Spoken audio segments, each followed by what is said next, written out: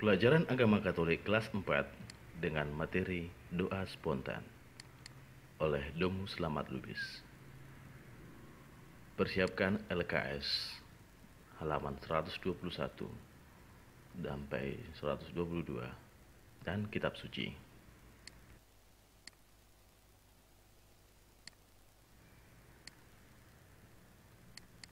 Doa spontan.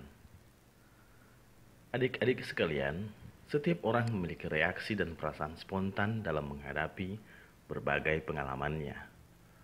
Perasaan-perasaan spontan itu bisa senang dan gembira, sedih, bingung, kecewa, marah, dan kagum.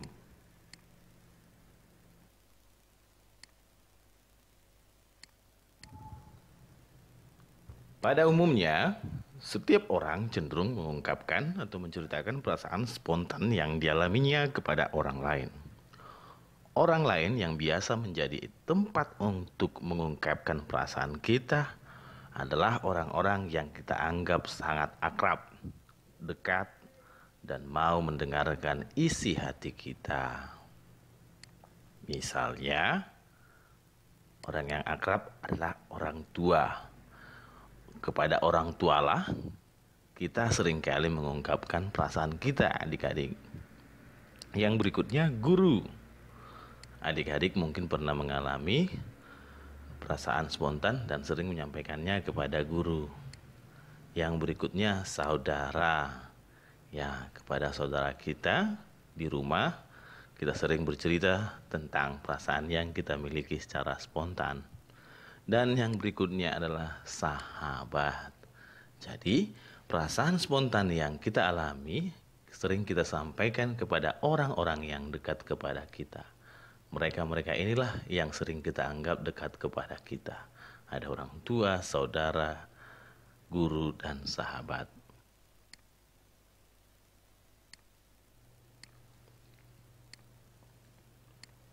Demikian pula di dalam kehidupan doa, selain memiliki orang-orang pilihan, sebagai umat beriman, kita pun memiliki Allah. Kita mengimani Allah sebagai Bapa, sebagaimana Kristus telah memperkenalkan Dia kepada kita. Sebutan Bapa menunjukkan relasi yang dekat dan akrab antara Allah dengan kita. Jadi, sebutan Bapa ini adalah hubungan kita kepada Allah dekat dan akrab. Sama seperti tadi orang tua dengan kita sangat akrab, ataupun guru sangat akrab. Ada hubungan yang dekat dan akrab. Kita percaya bahwa Allah selalu terbuka untuk mendengarkan segala keluh kesah kita, serta kita mengungkapkan perasaan suka dan duka. Kepercayaan kita kepada Allah selalu terbuka. Kita harus terbuka kepada Allah, sehingga Allah pasti akan mendengarkan semua yang kita sampaikan. Bagaimana doa spontan itu? Doa spontan adalah doa yang kita ucapkan tanpa direncanakan terlebih dahulu, yang terungkap karena dorongan hati.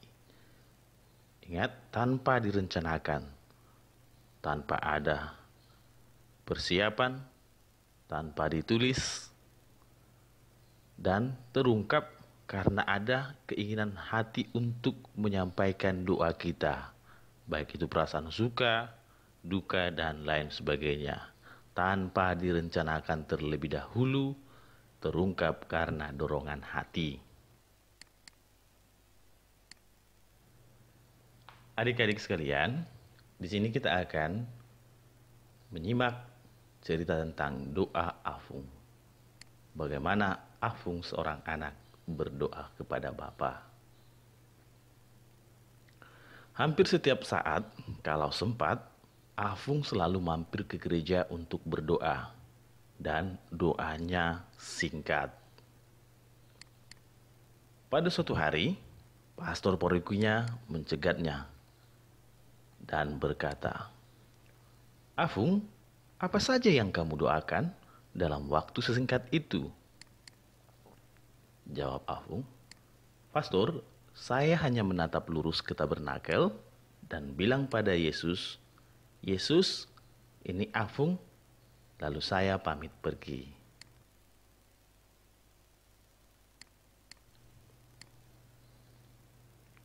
Beberapa waktu kemudian, Afung sakit dan masuk rumah sakit.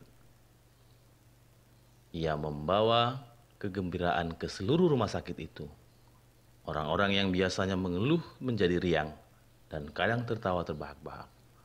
Kemudian kata seorang perawat, Afung, orang-orang berkata bahwa engkaulah yang menyebabkan perubahan suasana dalam rumah sakit ini. Mereka berkata, engkau selalu bahagia. Jawab Afung, benar suster, saya selalu bahagia. Pengunjungku setiap hari membuat saya bahagia.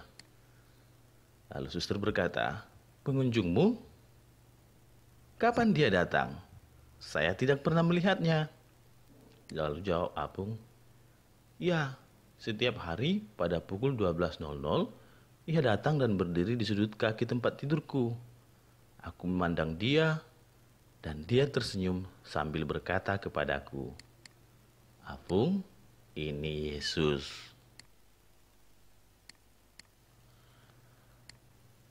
Dari cerita tentang Afung, Afung memandang Tuhan sebagai sahabat, sebagai Bapa yang selalu dekat, pribadi yang akrab, dan pribadi yang setia mendengarkan semua isi hatinya.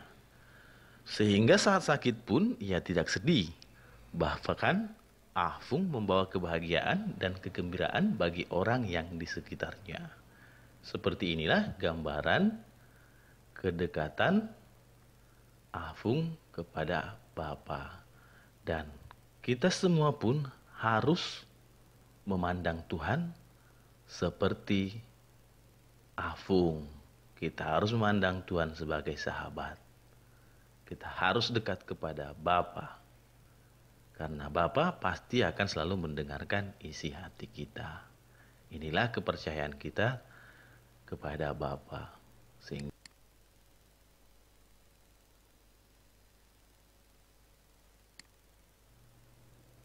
adik-adik sekalian, mari kita siapkan kitab suci dari Injil Matius bab 6 ayat 5 sampai 8. Bagaimana doa yang jujur dan tulus. Dan berikut ini kita saksikan video tentang doa yang jujur dan tulus. When thou prayest, thou shalt not be as the hypocrites are, for they love to pray standing in the synagogues and in the corners of the streets, that they may be seen of men. Verily I say unto you, they have their reward. But thou, when thou prayest, enter into thy closet, and when thou hast shut thy door, pray to thy Father which is in secret. And thy Father which seeth in secret shall reward thee openly. But when ye pray, use not vain repetitions as the heathen do, for they think that they shall be heard for their much speaking. Be not ye therefore like unto them, for your Father knoweth what things ye have need of before ye ask him.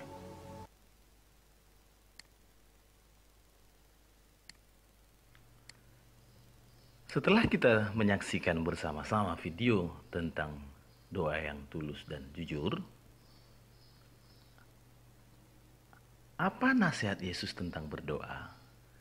Dari video yang kita saksikan tadi, atau dari Injil Matius bab 6 ayat 5 sampai 8 tadi, Yesus mengajarkan kita tentang berdoa. Dan nasihatnya adalah, doa yang berkenan di hadapan Allah bukan doa yang panjang dan dengan kata-kata yang indah. Doa yang berkenan pada Tuhan adalah doa yang jujur dan tulus yang keluar dari dalam hati kita. Jadi bukan karena panjangnya doa dan bukan karena indahnya kata-kata saat kita berdoa, tapi karena doa yang jujur dan tulus yang berasal dari dalam hati kita. Inilah yang berkenan di hadapan Allah. Kenapa? Karena Allah mengetahui sebenarnya apa yang menjadi doa di dalam hati kita. Jadi kita cukup menyampaikan apa yang ada dalam hati kita secara jujur dan tulus. Doa yang jujur dan tulus yang keluar dari dalam hati kita adalah doa yang mengungkapkan situasi, perasaan, serta pengalaman yang nyata yang kita hadapi. Jadi doa yang jujur dan tulus yang keluar dalam hati itu adalah sungguh perasaan yang kita alami. Jadi bukan dibuat-buat, tapi memang perasaan situasi yang kita alami secara nyata. Itulah doa yang jujur dan tulus yang keluar dari dalam hati kita.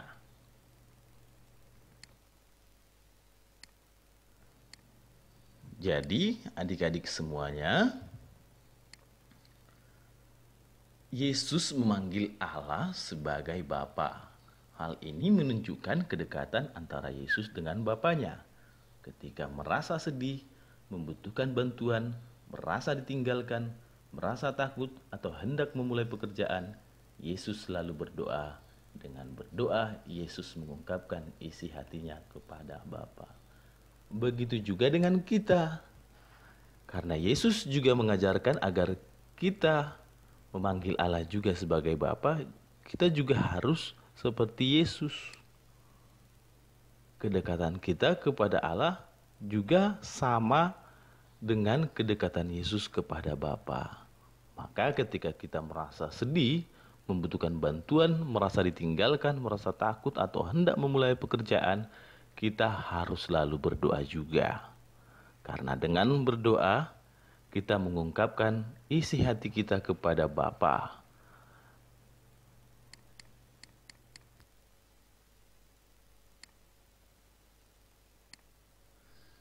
Sebagai refleksi bagi kita semua adik-adik,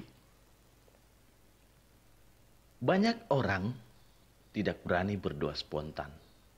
Dikarenakan rasa takut salah, grogi, tidak bisa berdoa panjang-panjang, tidak bisa berdoa dengan kata-kata yang indah, dan lain sebagainya.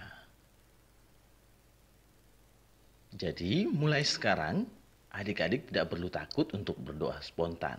Cukup ingat nasihat yang diberikan Yesus saat berdoa. Apa nasihatnya? Doa yang berkenan di hadapan Allah bukan doa yang panjang dan dengan kata-kata yang indah. Doa yang berkenan pada Tuhan adalah doa yang jujur dan tulus yang keluar dari dalam hati kita.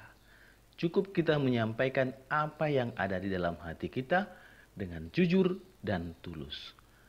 Dan untuk itu semua kita harus sering berdoa agar kita terbiasa dalam menyampaikan doa spontan. Tanpa sering berdoa, kita pasti akan tetap takut berdoa secara spontan. Kebiasaan berdoa akan membuat kita semakin terbiasa untuk menyampaikan doa yang jujur dan tulus. Adik-adik semuanya, marilah kita selalu berdoa sebagai ungkapan syukur kita kepada Tuhan atas anugerahnya yang telah kita terima. Demikianlah adik-adik materi kita tentang doa spontan.